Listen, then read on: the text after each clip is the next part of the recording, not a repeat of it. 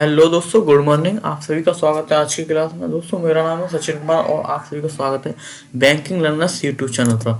आज दोस्तों हम इस क्लास में कवर करने वाले हैं मोस्ट इम्पोर्टेंट 19 दिसंबर की द हिंदू एडिटोरियल की वोकेबलरी। ओके, तो आप सभी का स्वागत है बैंकिंग लर्नर्स यूट्यूब चैनल पर, जहां मैं आपको 19 दिसंबर की वोकेबलरी पढ़ाऊंगा, जो मैंने द हिंदू एडिटोरियल के सेक्शन से निकाली है। जो दो एडिटोरियल सेक्शन आते हैं उनमें से ली गई है।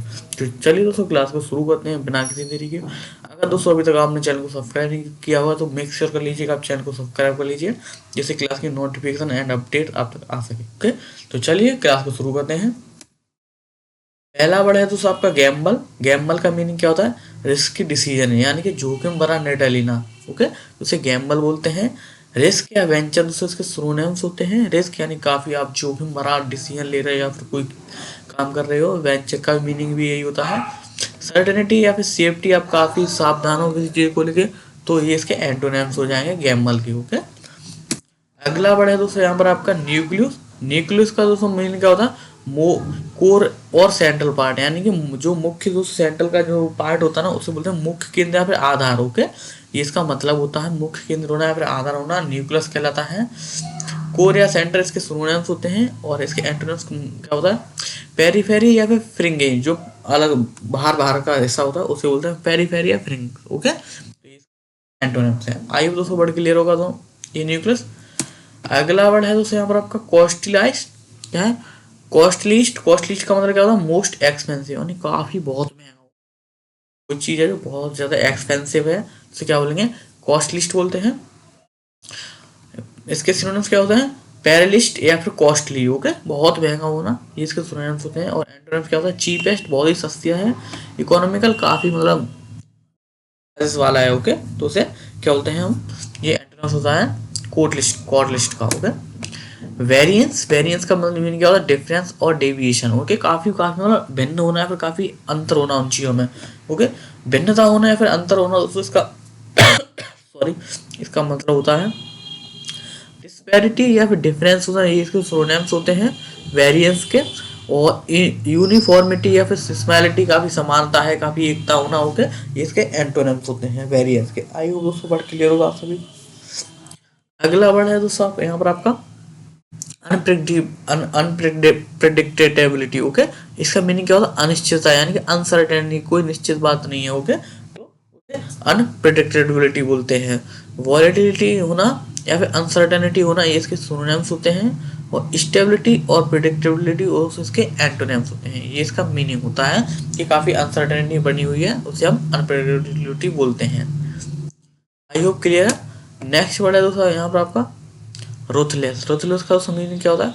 मर्सीलेस, निर्दयी है कोई चीज या फिर कठोर है, तो उसे क्या बोलेंगे? मर्सीलेस बोलते हैं।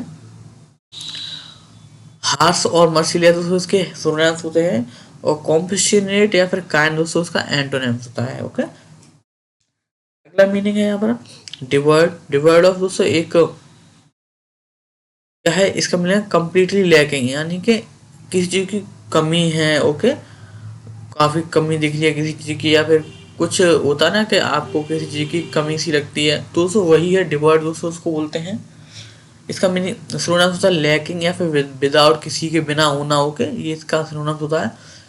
एंड फुल ऑफ, भरा हुआ है। अबंडेंट ऑफ, किसी के बिना हो गया, एकदम खाली का बिल्कुल फुल है हो गया, तो इसका एंटोनिम होता है। अगला वर्ड है आपका यूटिलिटी। यूटिलिटी का मीनिंग क्या होता है? यूजफुलनेस। ओके, यूजफुलनेस यानी कि उपयोगिता वाला। ओके, काफी मतलब उपयोग वाली चीज है, उसे यूटिलिटी बोलते हैं। प्रैक्टिकलिटी और यूज में आने वाली चीज को, ये इसके सिनोनिम्स होते हैं। फ्यूटिलिटी और यूजलेसनेस। ओके, ये इसके एंटोनिम्स होते हैं।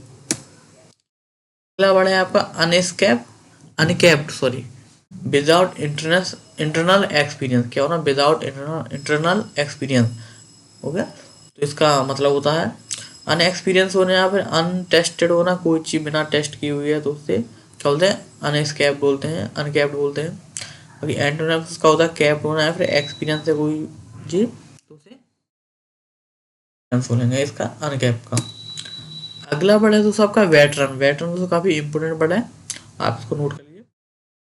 हाईली एक्सपीरियंस पर्सन को वेटरन बोलते हैं। जो किसी चीज में किसी ने महारत हासिल कर रखी हो, उसे वेटरन बोलेंगे। यानी अनुभवी व्यक्ति है कोई, सीजन्स है या फिर एक्सपीरियंस है कोई, तो उसे क्या बोलेंगे, वेटरन बोलेंगे। बाकी इसका एंटोनिम्स क्या होता है, नोवियस कोई नया है बिल्कुल, रॉकी कोई हाल ही का है। ओके, तो ये इसके मीनिंग होते हैं। आइए दोस्तों, वर्ड सारे आपको क्लियर होंगे। तो ऐसे ही दोस्तों वर्ड के लिए आप क्लास से डेली जुड़े रहिए बैंकिंग लर्नर्स यूट्यूब चैनल पर, जहाँ मैं आपकी द हिंदू एयरटेल की मोस्ट इंपोर्टेंट वोकैब का डिस्कशन कराता हूँ। बाकी आपको दोस्तों ये कंटेंट इस साइट से भी मिल जाएगा और उसकी पीडीएफ इस टेलीग्राम पे मिल जाएगी, तो आप इससे जोड़ सकते हैं। आप दोस्तों चैनल को सब्सक्राइब कर लीजिए और क्लास को लाइक भी कर दीजिए, इससे आपको क्लास की अपडेट एंड नोटिफिकेशन मिलती रहे। चलिए दोस्तों, क्लास को हम यही एंड करते हैं, मिलते हैं आपसे कल की क्लास में मोस्ट इम्पोर्टेंट वोकैबलरी के साथ। ओके।